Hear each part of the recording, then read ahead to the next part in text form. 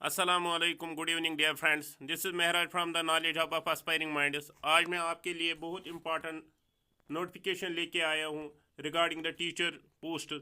बहुत सारे ऐसे फ्रेंड्स हैं जो टीचर पोस्ट के लिए बेसब्री से इंतज़ार कर रहे थे, तो उनके लिए एक बहुत बड़ी ग्रेट अपॉर्चुनिटी है। केंद्रीय विद्यालय संगठन और नव विद्यालय समिति ने, जो कि मिनिस्ट्री ऑफ एजुकेशन के अंदर आते हैं, उन्होंने एक बहुत नया मास रिक्रूटमेंट के लिए एडवर्टाइजमेंट निकाली है। ये जो नोटिफिकेशन है, ये है 2025 की पहली नोटिफिकेशन है टीचिंग पोस्ट्स के लिए फ्रॉम केंद्रीय विद्यालय संगठन। जो ये पोस्ट्स है ये टीचिंग के लिए निकाले गए। इसमें बहुत सारे पोस्ट्स को एडवर्टाइज किया गया है, both teaching as well as non teaching posts. इसमें जो पोस्ट उनका डिटेल जो दिया गया है वो इस तरह है। इसमें पहले अगर हम डिटेल पोस्ट वाइज देखेंगे, एक पोस्ट है असिस्टेंट कमिश्नर, वो एक नॉन टीचिंग पोस्ट है असिस्टेंट कमिश्नर, उसके लिए एडवर्टाइजमेंट की गई है। असिस्टेंट कमिश्नर ये ग्रुप ए पोस्ट है केंद्रीय विद्यालय में, इसके लिए 5 असामियाँ निकाली गई है अनरिजर्व्ड में। और असिस्टेंट कमिश्नर एकेडमिक्स के लिए और 6 अनरिजर्व्ड के लिए 6 पोस्ट निकाले गए। और प्रिंसिपल के लिए भी है, और एक पोस्ट है प्रिंसिपल के लिए भी। प्रिंसिपल के लिए केंद्रीय विद्यालय में 60 ग्रुप ए पोस्ट है, 68 निकाले गए। और एनवीएस के लिए 49 पोस्ट फिल करने हैं केंद्रीय विद्यालय संगठन में। और वाइस प्रिंसिपल के लिए 31 पोस्ट्स है। वाइस प्रिंसिपल के लिए 31 पोस्ट्स है केंद्रीय विद्यालय में। इसमें टोटल जो पोस्ट वो 58 है। इसी तरह जो प्रिंसिपल जो है केंद्रीय विद्यालय में, टोटल जो पोस्ट्स की स्ट्रेंथ है वो है 134। और एनवीएस के लिए नव विद्यालय समिति के लिए 93। और ओपन में इसको रिजर्व्ड के लिए 49 पोस्ट निकाले गए हैं। और इसमें पोस्ट ग्रेजुएट टीचर्स के लिए भी इसमें पोस्ट्स निकाले गए हैं। पोस्ट ग्रेजुएट्स के लिए डिफरेंट सब्जेक्ट्स में पोस्ट्स निकाले गए हैं। हिंदी में निकाले गए, हिंदी सब्जेक्ट जिन्होंने हिंदी में पीजी किया है उनके लिए भी पोस्ट्स निकल आए हैं। हिंदी में टीचिंग के लिए टीचर जो निकल आए हैं वो है 52 पोस्ट्स हिंदी के लिए। टोटल जो 124 पोस्ट्स हैं हिंदी के लिए। इंग्लिश के लिए 164 है, फिजिक्स के लिए 213, केमिस्ट्री के लिए 204, बायोलॉजी के लिए 80। और टोटल जो पोस्ट डिफरेंट सब्जेक्ट्स के लिए डेट इज़ 1465 पोस्ट। ये ग्रेट अपॉर्चुनिटी है उनके लिए जो टीचिंग के लिए बड़े बेसब्री से इंतज़ार कर रहे थे टीचिंग पोस्ट्स के लिए। उनके लिए ये पोस्ट निकाले गए हैं। केंद्रीय विद्यालय में टोटल 1465 पोस्ट निकाले गए। और जो नव विद्यालय हैं उनमें भी टीचिंग पोस्ट निकाले गए हैं डिफरेंट सब्जेक्ट्स के लिए। अगर हम देखेंगे हिंदी के लिए जो नवा विद्यालय समिति में हिंदी टीचर्स के लिए 127, इंग्लिश के लिए है 146, केमिस्ट्री के लिए है 186, केमिस्ट्री के लिए 121 पोस्ट्स है। और जो ओपन में केमिस्ट्री के लिए पोस्ट निकाले गए वो है 50, मैथमेटिक्स के लिए, बायोलॉजी के लिए, जियोग्राफी के लिए और इकोनॉमिक्स के लिए भी पोस्ट निकाले गए हैं। टोटल जो पोस्ट नव विद्यालय समिति के लिए निकाले गए हैं वो जो पोस्ट्स है टोटल वो है ओपन, टोटल जो पोस्ट्स है वो है 1513 पोस्ट्स जो नव विद्यालय समिति में निकाले गए, जिसमें ओपन है 634 पोस्ट्स। इसी तरह बहुत सारे पोस्ट निकाले गए हैं।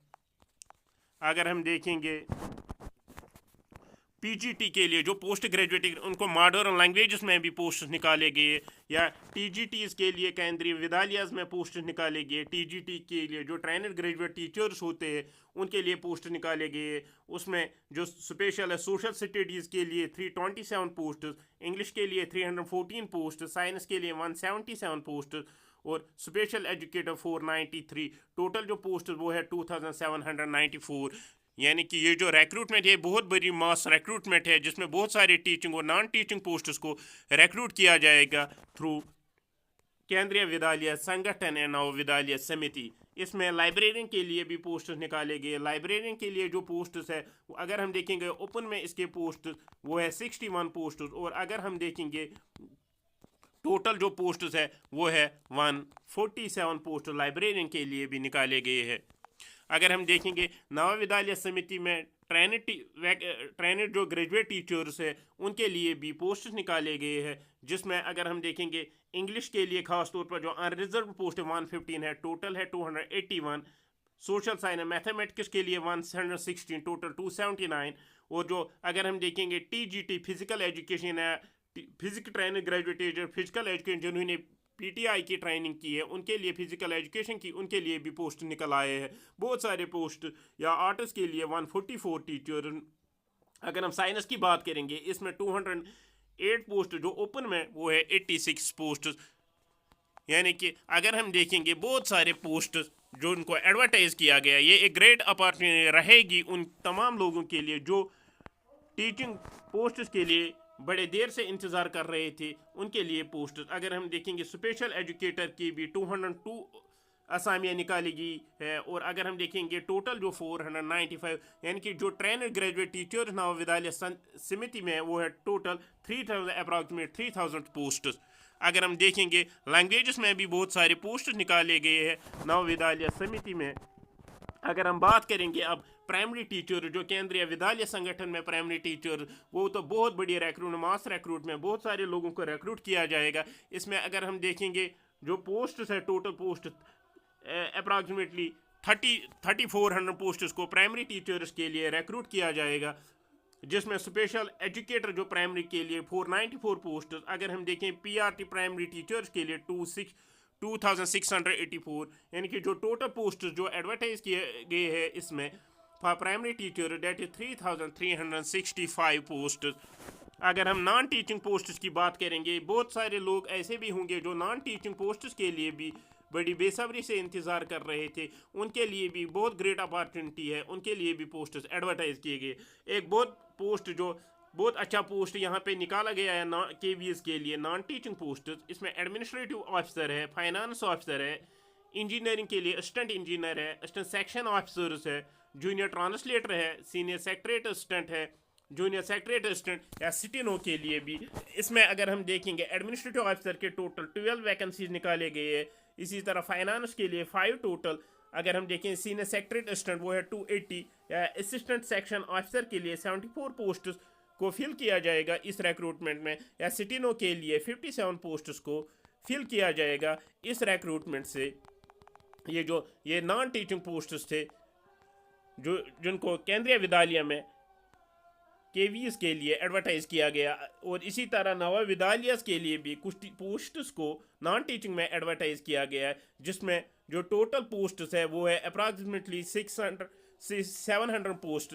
जिसमें अगर हम देखें सेक्रेटरी जूनियर सेक्रेटरी असिस्टेंट उसमें 46 पोस्ट जो टोटल एडवर्टाइज किए गए, या JNV कैडर के लिए जूनियर सेक्रेटरी असिस्टेंट वो है बहुत सारे पोस्ट जिसमें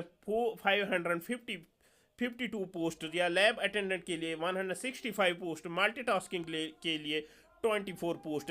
ये जो तमाम पोस्ट्स है इनमें जो एप्लीकेशन जो लिंक यानी कि एप्लीकेशन जो लिंक होगी अप्लाई लिंक वो एक्टिवेट हो जाएगी 14 नवंबर से। So all those who are aspiring to become a teacher, future teacher, they should avail this opportunity and apply for these posts as soon as possible. ये जो posts है इनमें एसेंशियल क्वालिफिकेशन अगर देखेंगे, अगर हम बात करेंगे असिस्टेंट कमिश्नर के लिए जो NVS में है उसके लिए जो क्वालिफिकेशन यहाँ पे रखी गई है वो है लेवल 12 पोस्ट है। इसमें मास्टर डिग्री होनी चाहिए विद 50% मार्क्स, और इसमें BEd ज़रूरी है।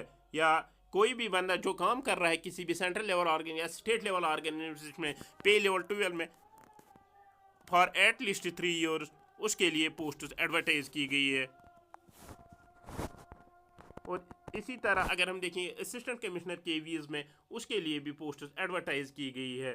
तो बहुत सारे पोस्ट्स है जिनको इस एडवर्टाइजमेंट से फिलअप किया जाएगा। अगर हम देखेंगे प्रिंसिपल के लिए जो एलिजिबिलिटी रखी गई है, यहाँ पे प्रिंसिपल के लिए भी लेवल 12 पोस्ट है। इसमें जो एज लिमिट है वो है 35 to 50 ईयर्स, मास्टर डिग्री होनी चाहिए 50% marks from a recognised university, और बैचलर डिग्री इन एजुकेशन यानी कि BEd भी होना चाहिए या BEd MAd दोनों में से कोई भी एक होना चाहिए।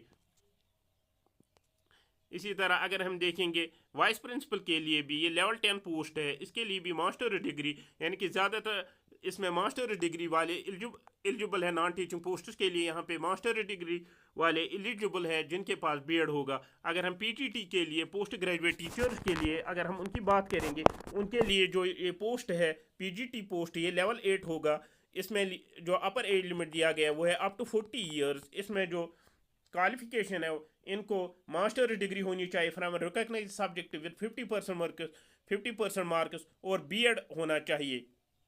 इसी तरह अगर हम देखेंगे, इसी तरह अगर हम बात करेंगे जो पोस्ट ग्रेजुएट टीचर्स है कंप्यूटर साइंस में, फिजिकल एजुकेशन में या मॉडर्न इंडियन लैंग्वेज में, ये भी लेवल 8 पोस्ट है। इसमें कंप्यूटर में अगर हम देखेंगे एमएससी होना चाहिए। कंप्यूटर साइंस में जो भी इसके लिए अप्लाई करना चाहता है उसके लिए जो एलिजिबिलिटी है उसके लिए एसेंशियल क्वालिफिकेशन है कंप्यूटर साइंस के लिए एमएससी होना चाहिए कंप्यूटर साइंस, या एमई एमटेक वो भी इसमें एलिजिबल है, वो भी इसके लिए अपना फार्म फिलअप कर सकता है। इसी तरह अगर हम देखेंगे बहुत सारे पोस्ट्स है। अगर हम ट्रेनड ग्रेजुएट टीचर टीजीटी के लिए, ये जो टीजीटी है ये है लेवल 7 पोस्ट्स है।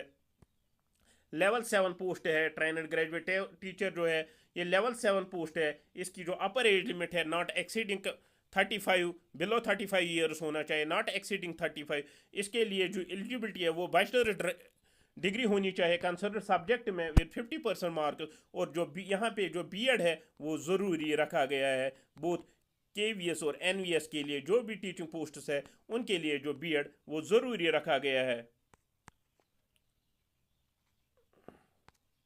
या जो ट्रेनर ग्रेजुएट टीचर्स है वो भी लेवल 7 पोस्ट्स है। मैथ साइंस या सोशल स्टडीज़ के लिए लेवल 7 है। उनकी जो एज लिमिट है नॉट एक्सीडिंग, उनकी जो एज लिमिट है वो भी 35 ईयर्स से बिलो ही होनी चाहिए।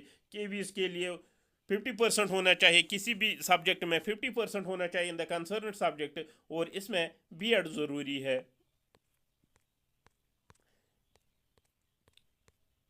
इसमें अगर हम बात करेंगे कंप्यूटर साइंस, म्यूजिक, आर्ट या फिजिकल एजुकेशन, इसके लिए भी लेवल 7 पोस्ट है not exceeding 35 years upper age limit है। बैचलर डिग्री होनी चाहिए from in a concern subject with B Ed, इसमें मैंडेटरी है, बीएड ज़रूरी है। स्पेशल एजुकेटर के लिए ये भी लेवल 7 पोस्ट है। इसमें जो क्वालिफिकेशन है that is graduate from a recognised university with minimum 50% marks, और बीएड होना चाहिए special education with at least 50% marks, या बीएड जनरल होना चाहिए विद एटलीस्ट 50% मार्क्स, या 1 year diploma in special education. Primary teachers के लिए जो यहाँ पे एलिजिबिलिटी दी गई है वो ये लेवल 6 पोस्ट है। इसमें जो एज लिमिट है वो है बिलो 30 ईयर्स नॉट एक्सीडिंग 30। इसमें कोई भी बंदा जिसने 12th किया है वो एलिजिबल है इसमें, बट 12th अगर आपने किया है 12th लेकिन आपको 50% मार्क्स होने चाहिए, 12th में आपको 50% मार्क्स होने चाहिए, और आपको, या अगर आपकी बैचलर्स डिग्री है और कैंडिडेट के पास diploma knowledge of computer application होनी चाहिए।